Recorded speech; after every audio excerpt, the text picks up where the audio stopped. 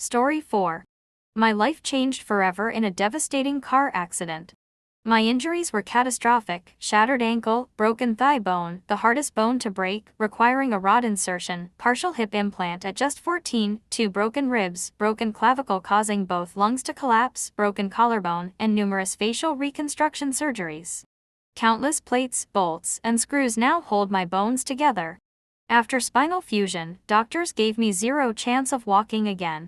Worse still, I lost my best friend, my only friend, in this accident that I had begged her mom to let us attend. The guilt was overwhelming. For 6 months, I couldn't face her mother. I questioned why God hadn't taken me too. Hospital visits became my routine. My high school years disappeared in a blur. Depression consumed me. I attempted suicide multiple times through pills and cutting. Then came the turning point. Day after day, I sat on my bed, staring at my useless legs, tired of the wheelchair that had become my prison. I focused all my energy on a single toe, willing it to move. For months, nothing happened. Doctors maintained it was impossible. But I refused to accept their verdict. Then one day, a miracle. My toe twitched. That tiny movement ignited hope. I practiced relentlessly, graduating from toe movements to ankle flexes, then knee bends.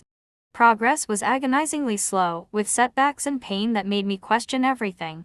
Yet I persisted. After 2 years of grueling determination, I took my first steps, wobbly, painful, but mine. Doctors from everywhere came to witness what medical science said was impossible. My recovery defied every prognosis and reminded me that willpower sometimes transcends physical limitations. In 2006, I dropped out of high school for the 3rd time while pregnant. I married a man in December whom I'd met that August, ignoring my mother's warnings. He was my escape from home. At 18, I thought I knew everything. By our wedding, I was 6 months pregnant.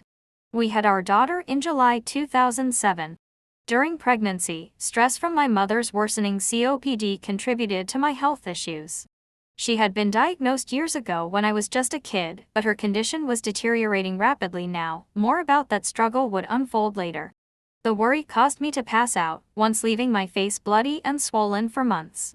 Shortly after giving birth, my husband introduced me to meth.